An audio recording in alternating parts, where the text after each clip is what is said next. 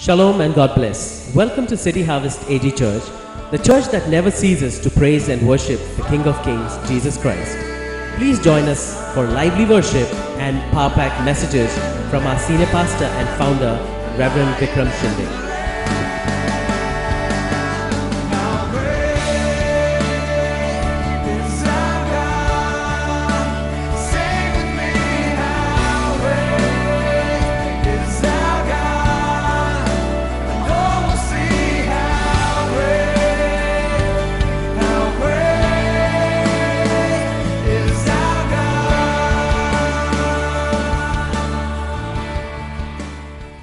Let's turn our Bible to book of Job chapter 38 and just be there. Job chapter 38. Skip it there. And the Lord answered Job out of the storm. He said, who is this? The darkness, my counsel, with words without knowledge. Brace yourself like a man, I will question you, and you shall answer me. Where were you when I laid the earth's foundation? Tell me if you understand. Who marked off its dimensions? Surely you know who stretched a measuring line across it.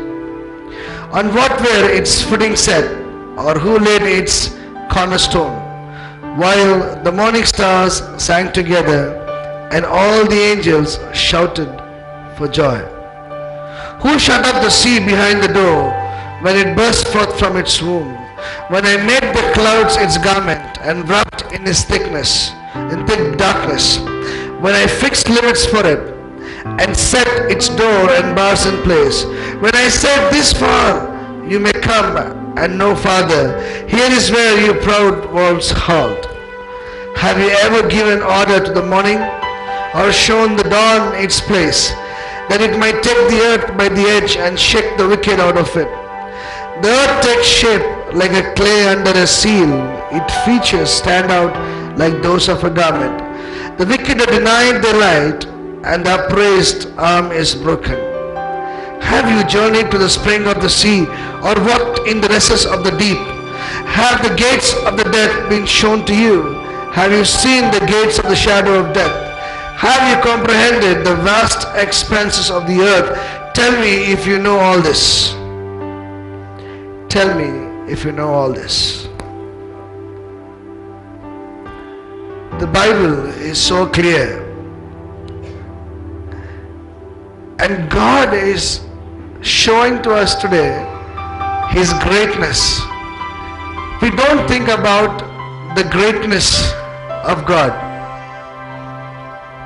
You know, it's hard to comprehend the greatness of God because we don't know the limit of His greatness. I was going through one of the writings, and here they're talking about a son. You may know about the son. I want to read this for you. It may be of some information to you. The sun is so much a part of our lives. Our planet orbits around the sun. We need the sun for life and warmth. But I want to drive something to you today.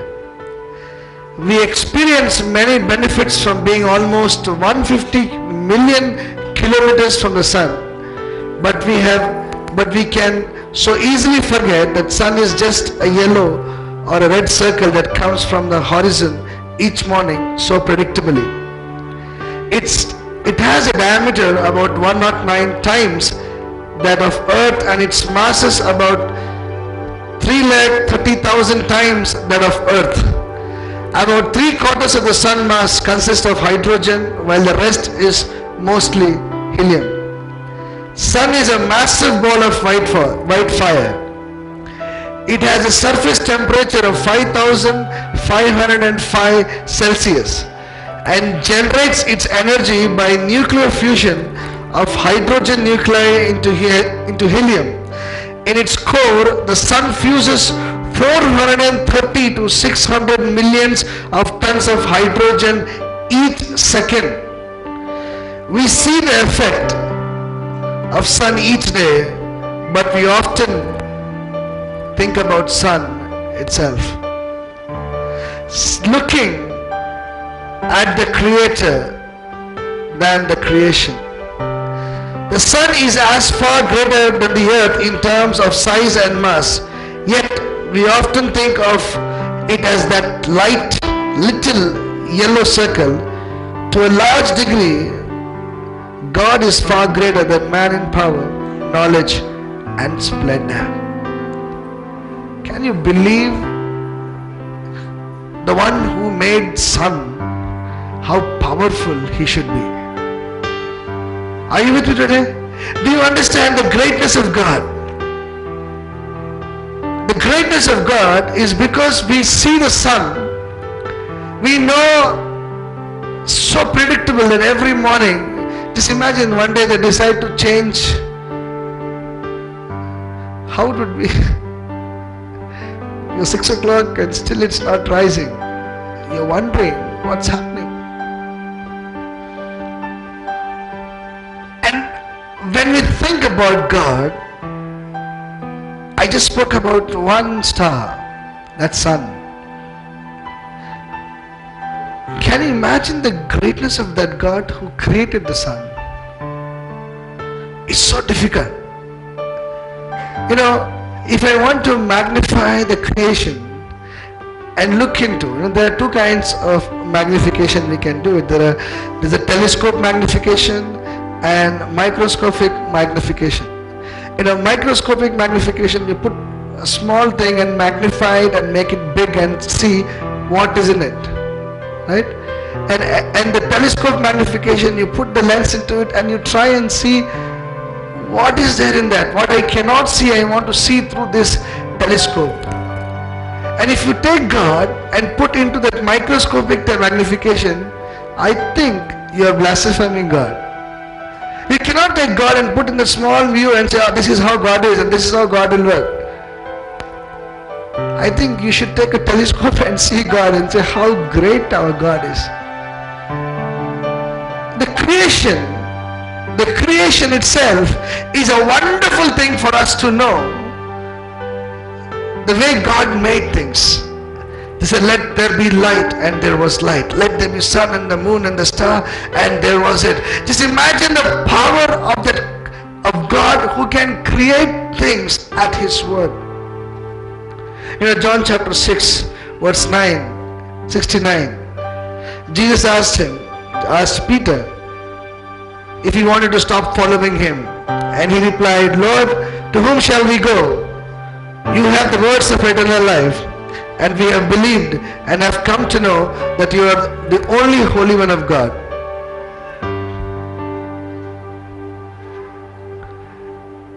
And I used to wonder in my childhood, I don't know you like it or not, but especially when I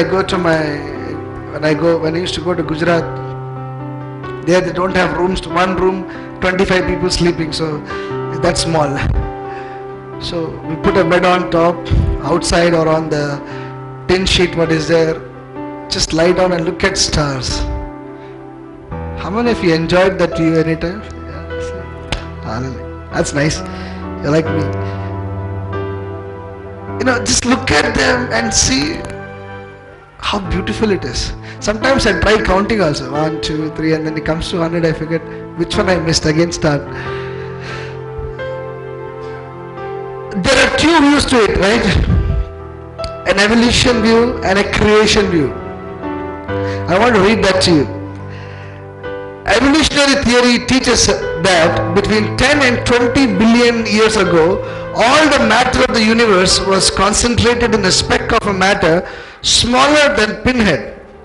The temperature was so hot that no atoms or even subatomic particles could exist in it. At this point, the universe underwent a period of cosmic inflation, and this rapid expansion created ripples in a fabric of space. I don't know what you understood with this, but that's what they believe.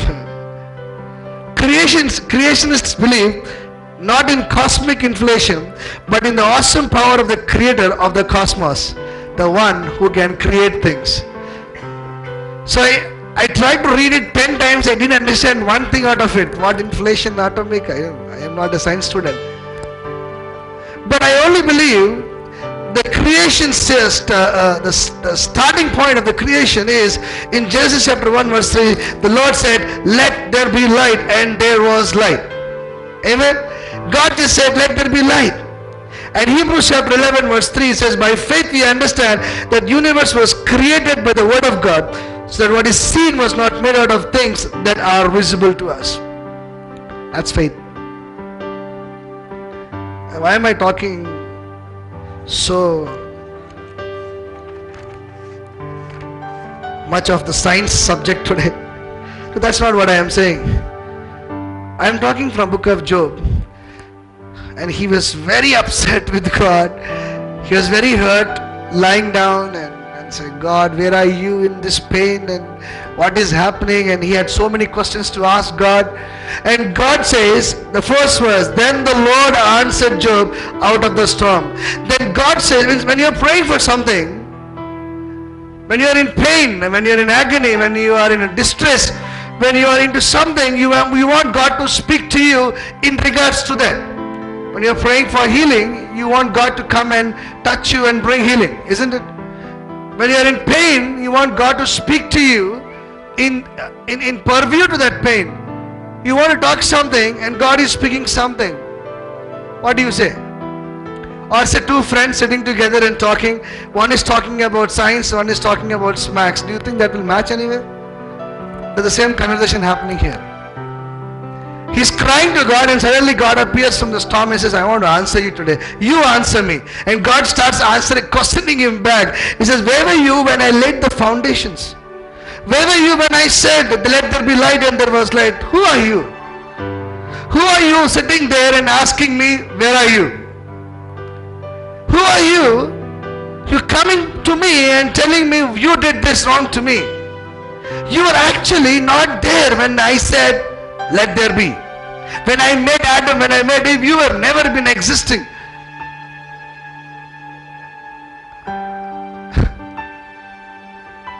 God can command in nothing, and something will come out of nothing. Amen. He has the capacity to turn things for you. Can you turn with me to Isaiah chapter 40? I want to take few scriptures to you today. Read with me. I'm sure you would have read this earlier, but in the purview of his greatness, see this. Isaiah 40 verse 12. Who has measured the water in the hollow of his hand? I repeat again. Who has measured the water in the hollow of his hand, or with the breadth of his hand marked of the heavens? Who has held the dust of the earth in the basket, or weighed the mountains of the scale and the hills in balance? I always wonder, you see a big mountain on the top, the tip of a mountain, one big stone. I wonder how is that stone balancing there? Have you thought about it? You see so many stones there, right? If you don't, please go and see. Go a little outside of the Hyderabad, you will find. It's a Deccan plateau, so you will find many stones there. One big stone hanging on one small tip, and you try your best, it will not fall down. Because the Bible says, He is balancing everything. You cannot even imagine, you have no idea how God has put the boundaries for water. How God has put the boundaries to the sand and to the land, and boundaries for everything. You think everything out here is happening on its own? The Lord is saying in the scripture, you have no idea. The greatness of God is, though you don't see and believe it, He has already put boundaries for everything. And He has commanded the sun, He has commanded the moon, He has told them, He has already set a boundary. That's why it is so predictable. It comes on its own. You don't have to ask you, okay, Vikram, should I come in the morning? It's not defining. He says, I am holding. You please give a thought today. The greatness of God is to bring God into your life. to bring God. Most of us view God in our small system what we have. We bring the entity of God into the small arena and say, Lord, here, please show us here the miracle. God is saying, take a telescope and see what I have done already for you. Somebody is in pain, and if you are in pain, you want to see God, powerful God. Can a weak person help you? Can a weak person help you? You can't. A weak person have no idea. If God cannot, one of the things I want to speak today is about, if God cannot control the creation, then He can never control my life. Are you with me today? If He is unable to keep boundaries to what is happening around me, how can He put a boundary to me? He has given His word, and the creation says everything obeys Him except us, because we got a free will. I guarantee you one day God will come and tell you the same way, the way the Lord spoke to Job. Where were you when I did all these things? I guarantee you God will come and speak to you. Said, I have made a point to you. Book of Romans chapter 8. That's my favorite book. Book of Romans, entire book talks about how people in the past before Jesus would be saved. They don't know anything. What about them? What about the tribes? The Bible says, book of Romans says, Apostle Paul confirmed, he said, listen, if anybody looks to the creation and says, yes, there is God, he is saved. He's talking about, because only a creator can create things what we are enjoying today. It's a miracle of God. It's a miracle that when you stretch your limit, you will understand that God in the heaven has kept the boundaries for us to understand the greatness of God. And every time you think about God's greatness, I'll tell you, our problems looks very small. Jeremiah chapter 27 verse 5. The Lord Himself said, it is I who by my great power and my outstretched arm have made the earth with men and animals that are on the earth, and I give it to whomever it seems right to me. God's claim is that God has made it. God has made it. The very thing what you're enjoying today is given by God. You know, we feel that man has a role in the blessings or in the pain. There is a God who is listening to your conversations. There's a God who is listening to what you are telling Him. Not only in your prayer, the greatness of God is amazing.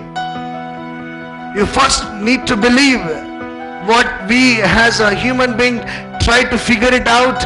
Oh, this is universe, this is how it's going to be. It's actually a dot in our knowledge.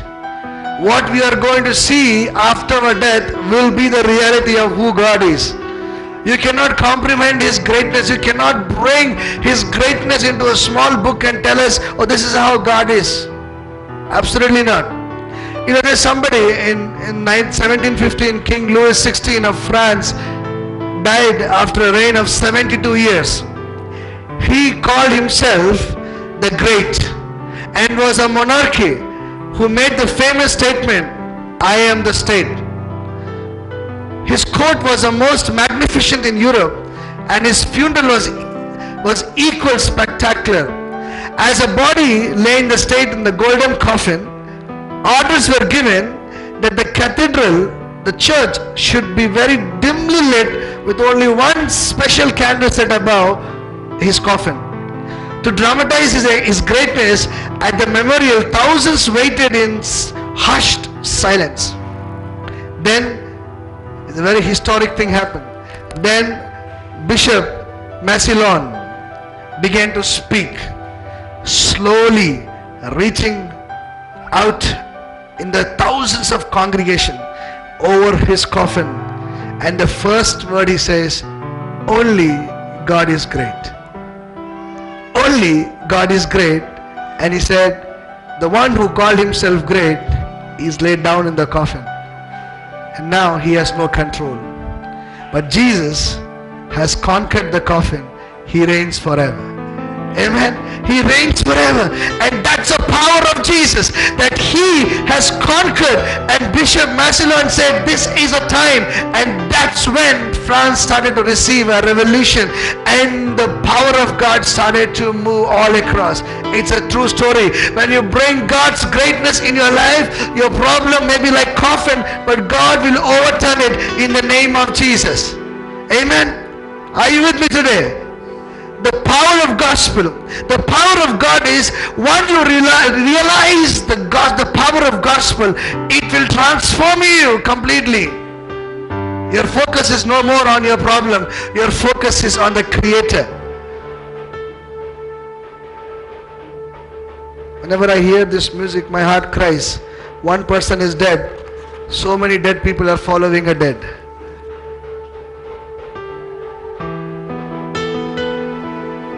When God brings things into our life, it transforms your life.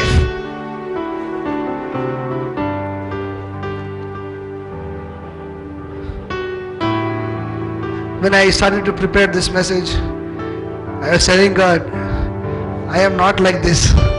I cannot preach all this. I am called to preach what I know to preach better. Trust me, when I told that, I have a usual pattern to preach. Most of you know. When I started to study, God started to remind me again and again that most of the time we look to God in the view what I want to look to God. We forget to see what God wants to show to us and how He wants to bless us. What knowledge do we have? Job chapter 37. Please turn with me. Job chapter 37. Can somebody read that for me? Hallelujah. Oh, Rabba Shadara Kiara say. 37 verse 16.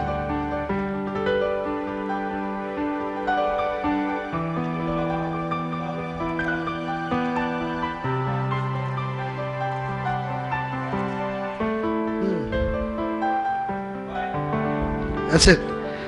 Do you know how the clouds hang poised? Those wonders of Him who is perfect in knowledge. Do you know what God is challenging us today? You have no idea what God is saying. When you understand the creation part, man talks about how creatively he does or she does, talks about the subject of who he is or she is, and explores the thought that they are very knowledgeable. And God is saying, one simple question is asking, who is perfect in knowledge? Do you know how the clouds hang poised? Give me an answer for that. If you are a knowledgeable person, do you have any idea how the clouds come over you? How it gets? Theory is there, summer, vapor, but why and how? To comprehend God's knowledge, you cannot even think about it. You cannot even think about it. Why? We are exploring what God has given to us. But did you understand why God gave that to us? Why God is giving to us?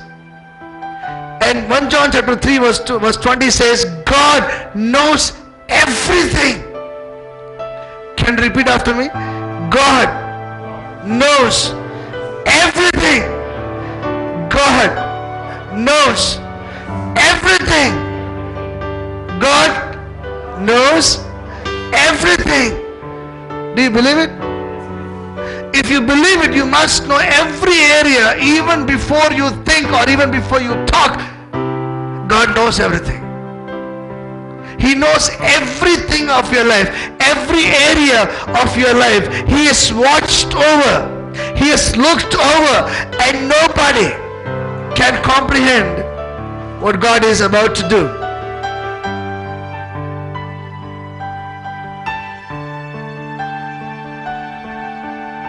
I was considered to be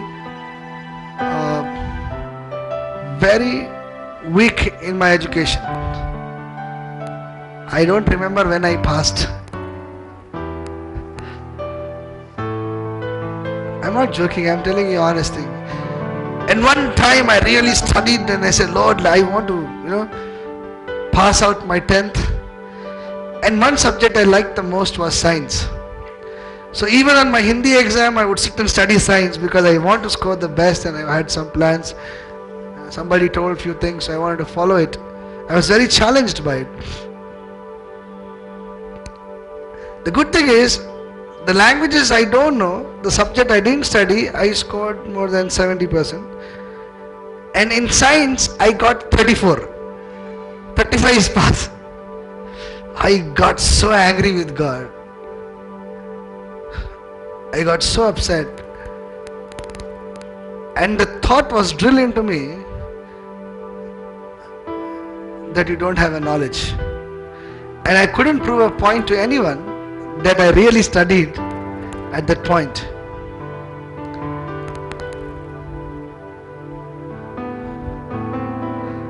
See, knowledge is not how much you score in your exams and how you pass. Of course, that is important, very much important. I pray that all of our kids, that they would be distinction students, very knowledgeable. But the problem with the knowledge people or people who have full knowledge, it's very hard for them to be humble. You know why? They know everything. In their purview, they know so much that they look down on people who have nothing to give. And I think about God, if He is so knowledgeable, if He knows, the Bible says, if He has to count the hair on your head, He doesn't have to 1, 2, 3, 4, okay, you have so many Vikram, you have so many money. No, the moment you ask Him, He knows the answer. He said, Lord, how many sand particles are there on the Vizag beach? He doesn't have to count and say 1, 2, 3, okay, some 45 millions. No, He knows the answer. He's so capable. He knows. You go and ask Him how many universes are there or how many stars, and He doesn't have to count. Oh, yeah. He knows the answer. Does He or not? He knows the answer.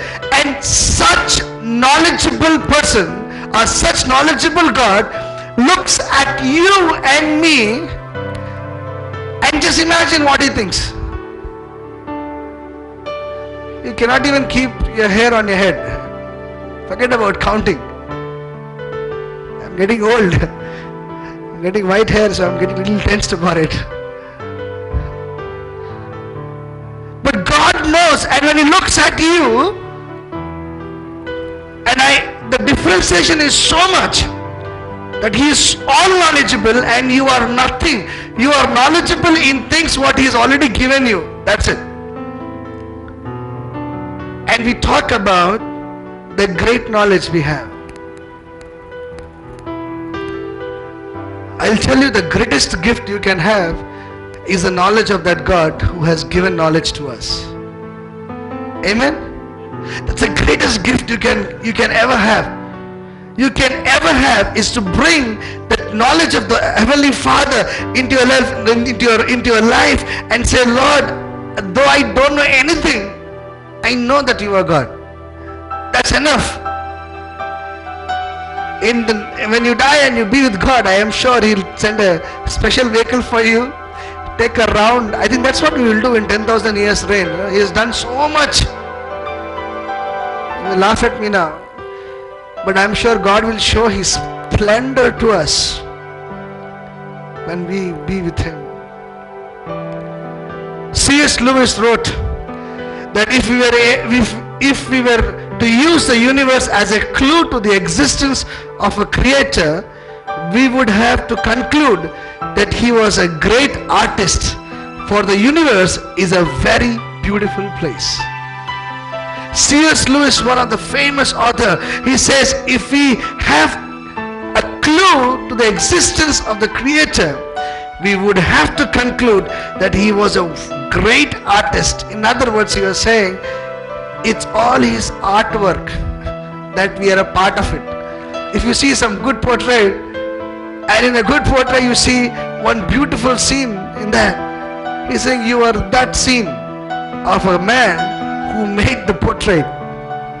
So we are a part of the portrait. We are a dot in that. Recognizing God, the splendor of God, the creation, the knowledge and the splendor.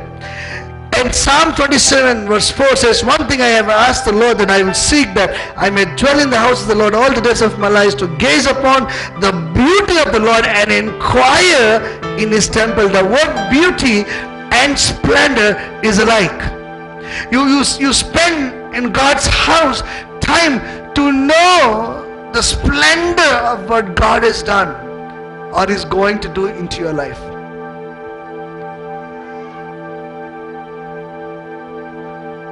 This morning time, the Creator is calling you to have the knowledge and to believe in the splendor what is going to give to you. So what do we learn? What do we understand? What am I trying to tell you from last half an hour? In 1885, Carl Gustav, a person from Sweden, was walking home from a church service in a thunderstorm, and that morning pastor spoke about the creation of what I am talking today, how God is powerful. And when he arrived home, he wrote a very famous hymn which was translated into English in 1953. And if you know that hymn, what he sang in this thunderstorm goes like this: O Lord my God, when in awesome wonder consider all the works thy hand has made, I see the star, I hear the mighty thunder, thy power throughout the universe displayed, and then sings my soul, my Savior God, to thee, how great thou art, how great thou art, how great thou art. That was a song written when he saw and believed and wrote a hymn. Do you know, this has become one of the famous hymns of all time. In last 60 odd years, it has sung in all the churches. You see, that's the only one point I want to drive in today. When you get connected to the Creator, the little splendor, the little knowledge, the little of Himself what He throws on you remains for years together. Carl Gustav died, but the song what he wrote on God remained forever and ministers to thousands of people. How great is our God. I am telling you today, this only one point is that if you understand who God is, if you know the knowledge of God and you understand the splendor, that little thing He'll throw upon on you will remain as a remarkable mark on the face of the earth, because He is really great. Amen.